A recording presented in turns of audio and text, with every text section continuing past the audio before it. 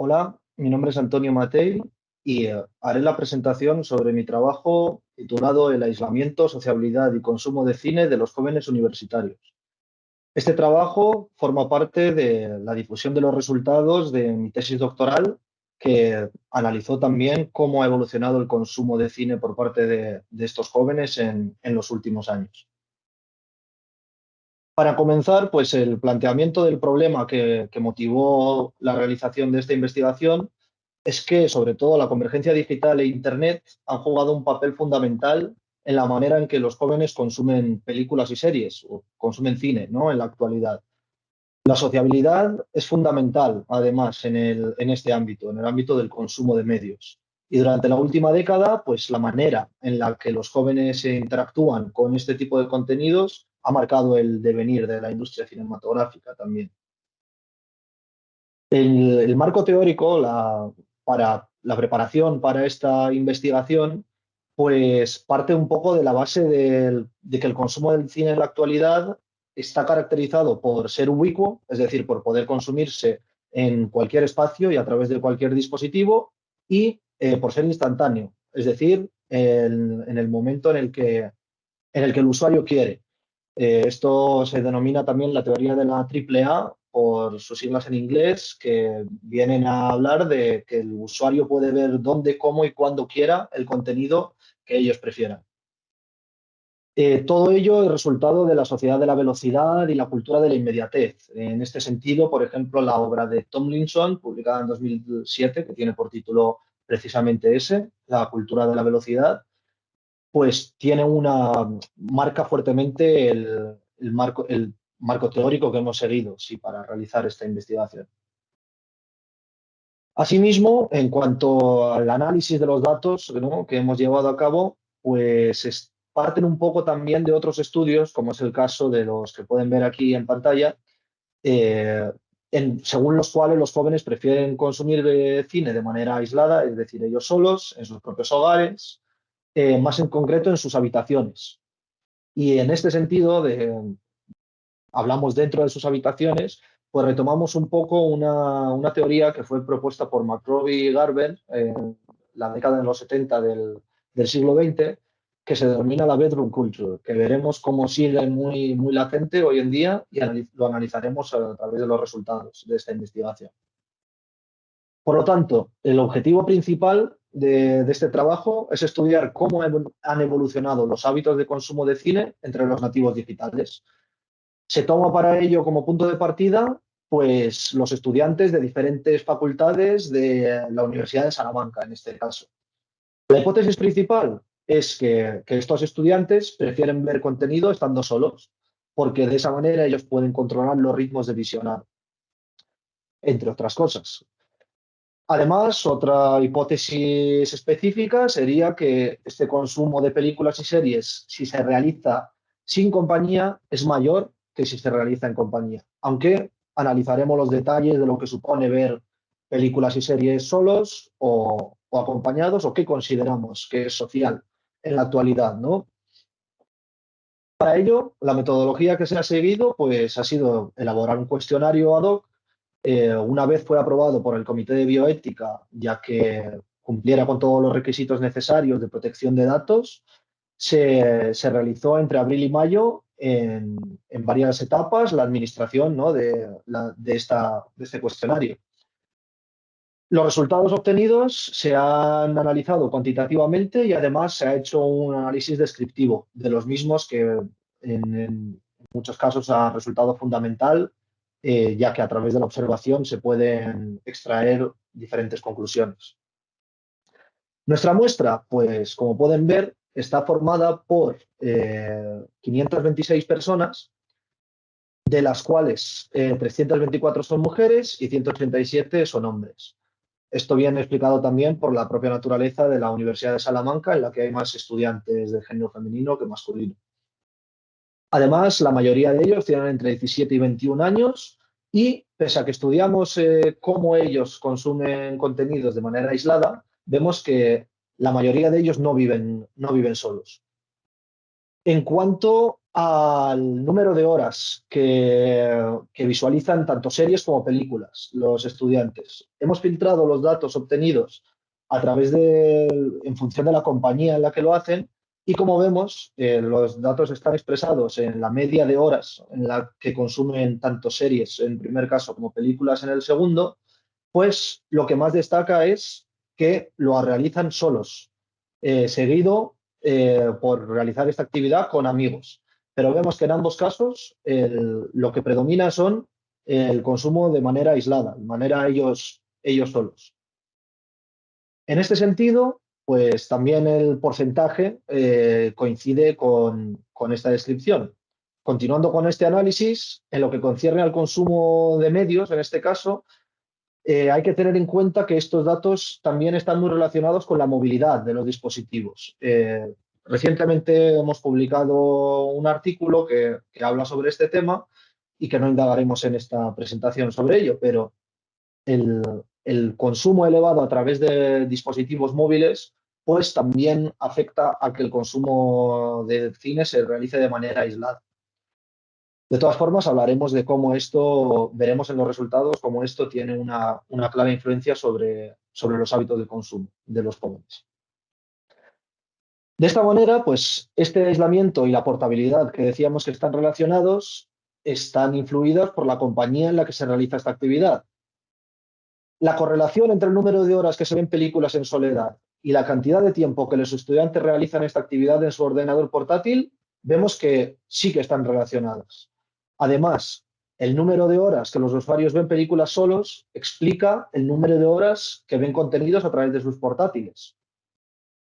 Esto indica que el 37% de la variación de la cantidad de horas que los alumnos ven películas en su ordenador portátil se explica por el número de horas que ven películas solos. Y además, si aumenta la cifra de uno de estos tipos de consumo, también aumenta el otro.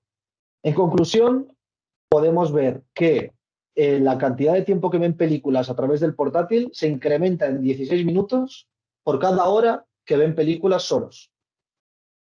Por otro lado, también el tiempo que visualizan series a través de la televisión se incrementa en 25 minutos por cada hora que ven series con amigos. También habría en este sentido una relación entre el consumo no aislado. En cuanto a las personas que ven películas y series según el espacio, ya que hemos visto que lo hacen de manera aislada, queríamos también estudiar dónde realizan este consumo, ¿no? Vemos que lo hacen en su propia casa, casi siempre o siempre. Los datos están expresados en porcentaje sobre el total, en este caso. Entonces, el 86% de la muestra ve casi siempre o siempre en su propia casa los contenidos, pero además vemos que el 71,7% afirma verlos en el dormitorio, ¿no? Que es por lo que hablábamos, precisamente de lo que hablábamos antes.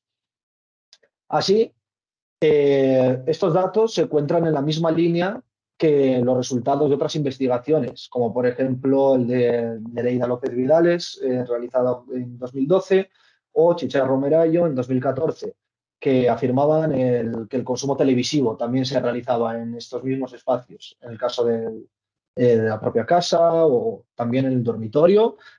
Además, Rubio Gil es otro estudio interesante que analiza cómo un grupo de jóvenes en edad adolescente y universitaria tienen patrones de consumo similares también.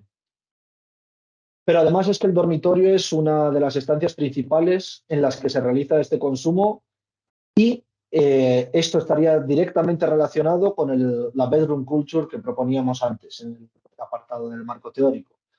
Así vemos que a pesar de la antigüedad, ¿no?, de esta teoría, sigue siendo una realidad presente en los hogares de los nativos digitales.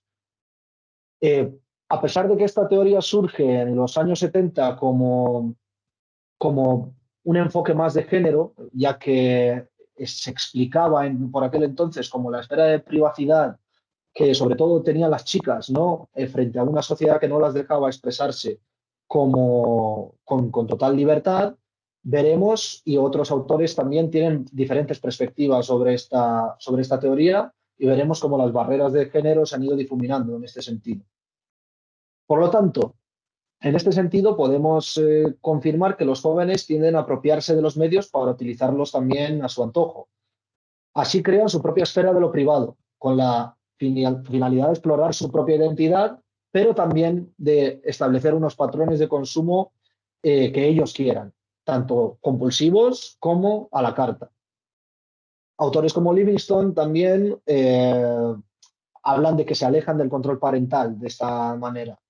Pese a que esta bedroom culture muchas veces eh, se explica a través del usuario adolescente, tenemos que tener en cuenta que los jóvenes adultos que componen nuestra muestra son la mayoría, como hemos visto, entre 17 y 21 años, por lo que los patrones que han adquirido durante la adolescencia siguen muy presentes en su vida de jóvenes adultos, valga la redundancia. Al mismo tiempo, este tipo de consumo hace que se genere una red entre iguales, ya que estas pueden realizar actividades relacionadas con el consumo a través de Internet.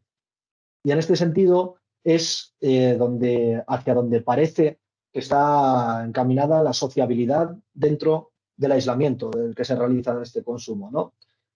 El espacio de lo privado, por lo tanto, es una reacción a los riesgos impuestos por la sociedad contemporánea y además está muy relacionado con el equipamiento de los hogares, la evolución tecnológica y, en cierta medida, pues por ese aura protectora de los progenitores, en primer caso, y lo que hace esto es perpetuar unos comportamientos en el presente de los estudiantes.